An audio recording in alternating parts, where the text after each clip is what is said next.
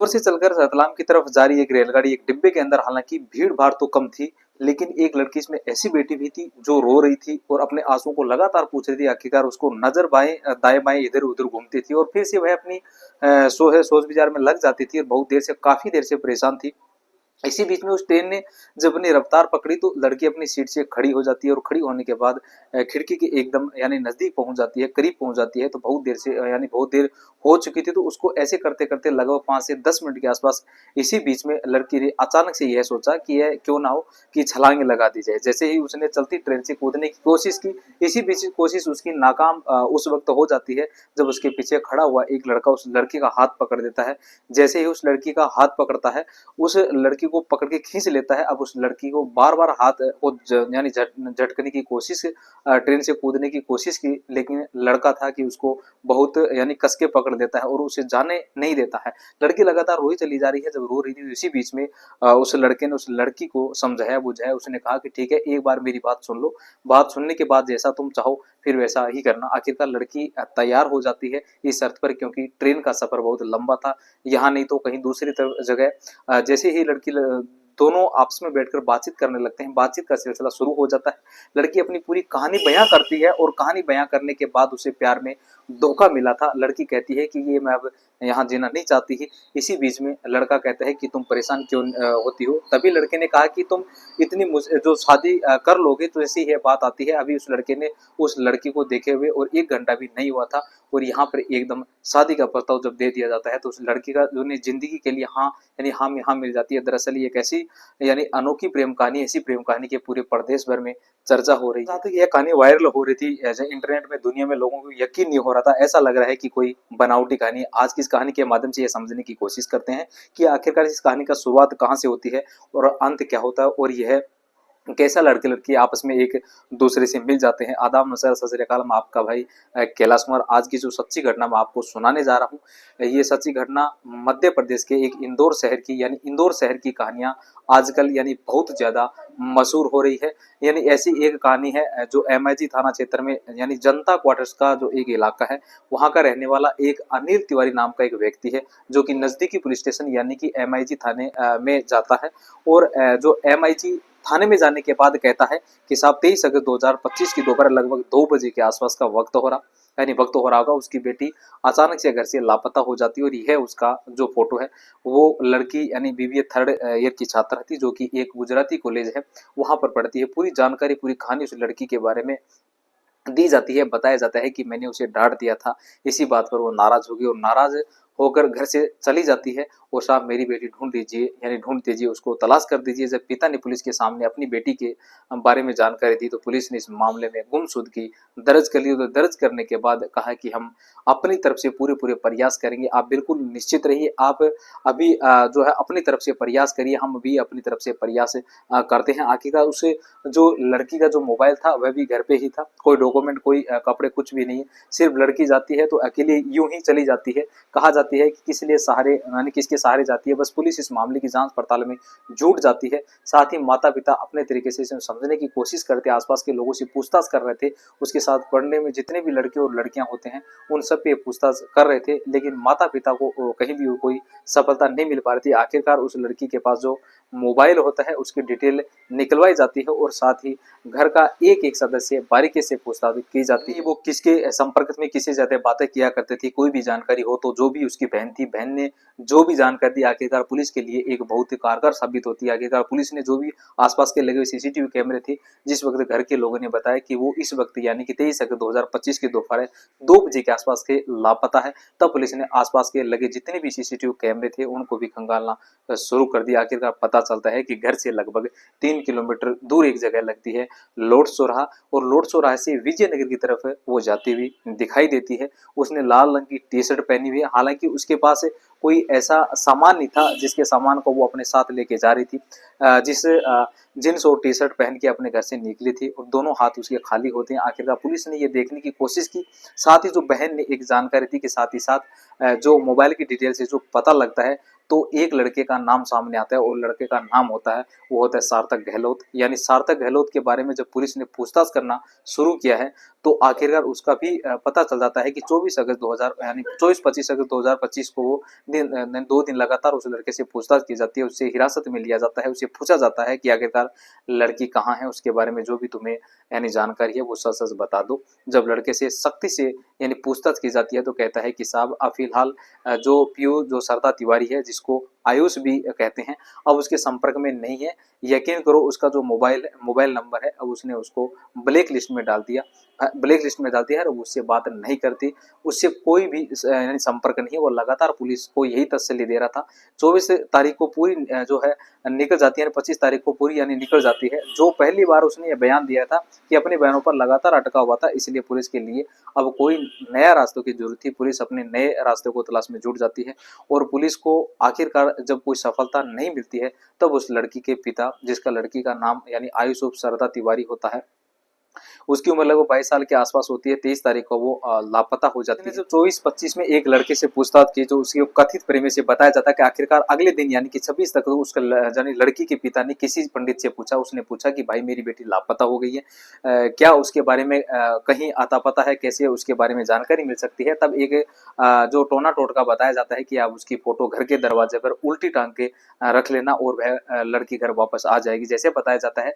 तो पिता ने यह भी काम किया। साथ ही पिता ने सोशल मीडिया के माध्यम से यह ऐलान कर दिया कि उसके बेटे के बारे में जो भी कोई पता यानी देगा तो उसको 51,000 रुपए का इनाम नगद देंगे। जैसे यह बात सोशल मीडिया पर वायरल होती है तो कुछ लोग सक्रिय भी हो जाते हैं। पुलिस इस मामले में पहले से ही काम कर रही थी। हालांकि 28 अगस्त 2025 की शाम को इसी लड़की यानी कि सरदा को अपने पिता अनिल तिवारी के पास फोन पहुंचता है और वो कहती है कि पापा मैंने कुछ नहीं कहा, मैं बहुत ज्यादा भौंकी हूँ, क्या आप मुझे 500 रुपए दे सकते हो। पिता पूछते हैं कि बेटा तू बिल्कुल परेशान मत हो, जहां भी है वहां से तू वापस आ जा, वैसे पैसे क्या जितना भी हमारे पास पैसा है हम सब कुछ तुझे लुटा देंगे, लेकिन तू घर वापस आ जा। अब जब घर वापस आने वाली बात आती है तो भूखी थी और उसको लगभग 500 की व्यवस्था की जाती है। ऑनलाइन 500 लोग जो भी है ट्रांसफर किए जाते हैं, तब उसकी जो बेटी है खाना वगैरह जो भी है खा सकती थी। दिखाया कि उसके बाद यह पता चलता है कि वो लड़की जो मंदसौर में थी, मंदसौर के गाँव में थी, वहां से निकल के फिर वो आती है अगले ही दिन यानी कि 29 अगस्त 2025 की सुबह, यानी आईसीयू एक लड़का के साथ जिसका नाम कर्णदीप योगी होता है, और उसके साथ सीधे पहुंच जाती है इंदौर के जी एक थाने होता है एमआईजी, उस थाने में जब पहुंच जाती है तो पिता भी उस थाने में होते हैं, बेटी भी होती है और साथ में एक जो लड़का होता है। उस लड़के की उम्र लगभग 24 साल के आसपास हो रही होगी। पैसे से वो कोई ज्यादा बड़ा यानी अच्छा काम नहीं करता है, लेकिन बताया जाता है कि वो इलेक्ट्रीशियन है, एक तरह का मजदूर है, लेकिन यह लड़की काफी पढ़ी लिखी भी है। उसके परिवार के लोग भी अच्छे हैं, अच्छे पैसे वाले भी हैं, लेकिन ये दोनों के आपस में मेल मिलाप कैसे होता है तब वो एक कहानी बताती है, और जो कहानी बताती है वह कहानी सोशल मीडिया पर वायरल हो जाती है।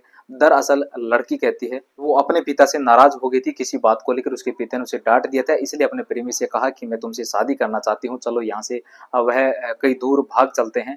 तभी उन्हें जो सार्थक गहलोत होता है उससे बातचीत करती है और बातचीत करने के बाद इन दोनों में तय हो जाता है कि हम इंदौर के रेलवे स्टेशन पर मुलाकात करेंगे और वहीं से कोई भी यानी दिशा में जो मिलेगी उस दिशा की तरफ निकल जाएंगे, शादी करेंगे और अपनी जिंदगी जिएंगे। ऐसे करने के बाद जो सरदा तिवारी होती है सीधा इंदौर रेलवे स्टेशन पहुंच जाती है और वह अपने प्रेमी का इंतजार कर रही थी, जिसने उसने समझा कि उसका जो प्रेमी है इसी ट्रेन में है जो रतलाम की तरफ जा रही है पहले से, क्योंकि वह तय हो चुका था। जो उसका मोबाइल था वो अपने घर पर यानी छोड़ चुकी थी, कम्युनिकेशन का कोई साधन नहीं था। अब वो बातचीत कैसे करेगी कैसे नहीं, क्योंकि मोबाइल को इसलिए साथ नहीं ले जाना चाहती क्योंकि बहुत जल्द ही पुलिस उन्हें आराम से पकड़ सकती है।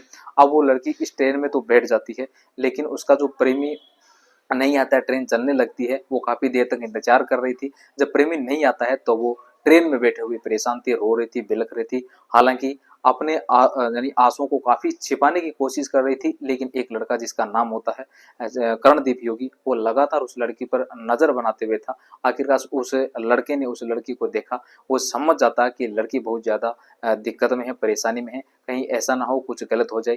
लेकिन जैसा उस लड़के ने सोचा था ठीक लड़की ने वैसे ही उस रास्ते पे जा रही थी। जब जिस ट्रेन की रफ्तार बहुत तेजी के साथ चलने लगती है तब लड़की अपनी सीट से उठती है। उठने के बाद सीधा खिड़की पहुंचती है और खिड़की पे खड़े हुए होने के बाद एक मात्र रास्ता था, वह चलती हुई ट्रेन में कूदना चाहती थी, लेकिन इसी बीच उस लड़के ने बड़ी हिम्मत से काम लिया। साथ ही होशियारी से इन्हें काम लिया, उस लड़की को इस बात का बिल्कुल भी एहसास नहीं होने दिया और उसके जस्ट पीछे जाकर खड़ा हो जाता है। जैसे ही वो लड़की कूदने की कोशिश कर रही थी, यानी तुरंत ही उसने जो है लपक लिया और लपकने के बाद उसने कहा कि मैं तुम्हें यूँ नहीं जाने दूँगा। अब इसमें दोनों में काफ़ी बहस भी होती है, यानी एक दूसरे को हाथ से वो लड़का पकड़ने की कोशिश कर रहा, तो लड़की उसे झटकने की कोशिश कर रही थी, बार-बार वो कूदने की कोशिश कर रहे थे, काफ़ी यानी गहमा-गहमी भी होती है। आखिरकार लड़का उस लड़की को समझाता है, बुझाता है और शांत करता है और कहता है कि बस मैं तुम्हारी एक बात सुनना चाहता हूँ। जैसे ही वो लड़के ने अपनी जो बात सुना, जो मोमेंट था गुस्से वाला, परेशानी वाला, वो दूर जा चुका था। अब लड़की की दिमाग यानी थोड़ा ठंडा हो जाता है, उस लड़की की बातें सुनती है, जो सुनते हैं, लेकिन जब बातें सुन रही थी तभी उस लड़के ने लड़की ने उस लड़के से कहा कि मैं अपने प्रेमी के लिए यानी घर से निकली थी, लेकिन वो वापस लौट कर नहीं आया, उसने मुझे धोखा दे दिया। क्या तुम मुझे पूरी ज़िंदगी के लिए अपनाने के तैयार हो? जैसे ही लड़के ने यह बात सुनी, लड़का सोचने पर मजबूर हो जाता है। जब गाड़ी रतलाम जाकर रुकती है, आखिरकार वह दोनों उतर जाते हैं। उतरने के बाद यहाँ से मंदसौर पहुँचते हैं और मंदसौर से महेश्वर जाते हैं और महेश्वर से यानी गाँव-चोली एक जगह लगती है, वहाँ पर एक मंदिर होता है, वहाँ चले जाते हैं। गाँव-चोली में से लड़की के यानी कि कर्णदीप योगी की जो मौसी भी रहती है, जब वह वहाँ पहुँचते हैं, तभी लड़के ने फैसला कर लिया था कि ठीक है, मैं तुम्हारा साथ देने को तैयार हूँ, जो तुम कहोगी वो सब करने को तैयार हूँ। इसलिए जब लड़की ने ये बातचीत कही तो लड़का उसको भी मंदिर ले जाता है और दोनों मिलकर आपस में शादी कर लेते हैं और शादी करने के बाद यहाँ से हालाँकि उनकी वो जो लीगल शादी नहीं थी, जब लड़की के अपने पास यानी जो पैसे यानी 500 जो भी डिमांड की थी, उस दिन उसका डिमांड कुछ मुझे मेरे डॉक्यूमेंट चाहिए ताकि मैं रजिस्टर मैरिज करवा सकूँ, ताकि एक लीगल तरीके से इस लड़के को अपना सकूँ। लेकिन पापा ने जैसे ही बात सुनी, पापा ने कहा परेशान होने की ज़रूरत नहीं है, घर आ जाओ, हम बात करेंगे और तुम्हारी शादी के लिए हम बिल्कुल तैयार हैं। लेकिन लड़का-लड़की को पहले से ही शक था, इसलिए उन्होंने एक वीडियो जारी की और वीडियो जारी करने के बाद कहा कि अगर हमें कुछ होता है तो हमारे पापा ज़िम्मेदार होंगे और एक दूसरे के मामा भी है, वो भी ज़िम्मेदार होंगे। आखिरकार बात पुलिस तक पहुँचती है, पुलिस इस मामले में बात करती है। लड़का और लड़की दोनों बालिग होते हैं, बालिग होने के बाद उनसे पूछा जाता है कि लड़की के बयान लिए जाते हैं, लेकिन इसी बीच में पिता गुहार लगाता है, अपनी बेटी से रिक्वेस्ट करता है, सीने से लगाता है, पुकारता है और उसकी माँ भी आती है, वो भी अपनी बेटी को सीने से लगाती है, पुचकारती है, दुलारती है और कहती है कि बेटा जो तुम कहोगी, जैसा तुम करोगे वैसा ही होगा, लेकिन 10 दिन के लिए सिर्फ हमारे साथ चलना है। 10 दिन वाली बात आती है तो एक बार को लड़की तैयार भी हो जाती है। जब लड़के से पूछा जाता है तो लड़का साफ कह देता है कि मुझे तुम्हारे माता और पिता पर बिल्कुल भी भरोसा नहीं है। 10 दिन में हो सकता है वो तुम्हें नुकसान पहुंचा दे, 10 दिन में हो सकता है वो मुझे नुकसान पहुंचा दे, इसलिए हम वहाँ नहीं जाना चाहते। जब ऐसी बात आती है तो लड़का और लड़की दोनों ही पुलिस वाले, क्योंकि वह बालिग होते हैं और बालिग 18 साल से यानी ज़्यादा उम्र के कोई लड़का लड़की अपना अगर जो शादी करने का फैसला ले चुके थे उसमें कानून इजाज़त देता है और पुलिस और परिवार वाले कुछ कर नहीं सकते। आखिरकार वो जो लड़का है उस लड़की को लेकर यानी पालिया एक गाँव लगता है, पालिया पहुँच जाता है जो उसका पैतृक गाँव होता है। परिवार वालों ने उस लड़की का स्वागत किया और स्वागत करने के बाद कहा कि जो हम इस लड़की को जैसे पढ़ रही थी वैसे ही पढ़ाएंगे, अपनी बेटी की तरह इसका ख्याल रखेंगे, सब कुछ करेंगे। जो शुरुआत में पापा ने लगभग 10 दिन की जो है मोहलत मांगी थी, लेकिन मोहलत मिल नहीं है। आखिरकार उस लड़की के यानी पिता है जो फिर मीडिया में आकर एक बयान दिया और उसने कहा कि मेरी बेटी की मानसिक स्थिति ठीक नहीं है, उसके साथ कुछ ना कुछ ऐसा हुआ है जिससे उसको दिमाग में पूरी तरह से यानी फेर लिया गया है। उस लड़के ने जो कहानी सुनाई है, मेरी बेटी ने जो कहानी सुनाई है, उस कहानी पर मुझे बिल्कुल भी यकीन नहीं होता, क्योंकि जिस लड़के की वजह से, सार्थक की वजह से जो गए थे वो लड़के, यानी ये कह देता है कि मेरा नंबर पहले से ही सरदा ने ब्लैक लिस्ट में डाला हुआ है, इसलिए मुझे इस कहानी पर बिल्कुल भी यकीन नहीं हो पा रहा है। इसलिए बार-बार पुलिस और प्रशासन से गुहार लगा रखा है, यानी गुहार लगा रहा है, लेकिन पुलिस प्रशासन इसमें ज़्यादा कुछ नहीं कर सकता क्योंकि वो कानून के हिसाब से चलेगा। अगर कानून के हिसाब से चलेंगे तो ये दोनों बालिग हैं और जो बालिग है और बालिग होने के बावजूद भी ये अपनी मर्जी से कहीं भी रह सकते हैं, शादी कर सकते हैं। अब आगे क्या होता है क्या नहीं होता है, पिता बार-बार रिक्वेस्ट कर रहा है, लेकिन पिता की इस रिक्वेस्ट पर शायद ना कोई ध्यान नहीं दिया जा रहा है। लेकिन 24 घंटे की इस प्रेम कहानी ने पूरे मध्य प्रदेश में एकदम हलचल मचा दी है। लोगों को वो सोचने पर मजबूर कर दिया कि आखिरकार ये क्या चल रहा है। 24 घंटे में ही दोनों को प्यार भी हो जाता है, दोनों शादी भी कर लेते हैं और ज़िंदगी में रहने का फैसला भी कर लेते हैं। दोस्तों, इस पूरे घटनाक्रम को सुनाने का उद्देश्य किसी को परेशान करना नहीं है, किसी का यानी दिल दुखाना नहीं है, बल्कि आपको जागरूक करना है, आपको सचेत करना है। साथ ही साथ यानी एडवोकेट जो आपकी मध्य प्रदेश से सोनू गुप्ता, आज इनका जन्मदिन है, इनको ढेर सारी शुभकामनाएं। जय हिंद, जय भारत।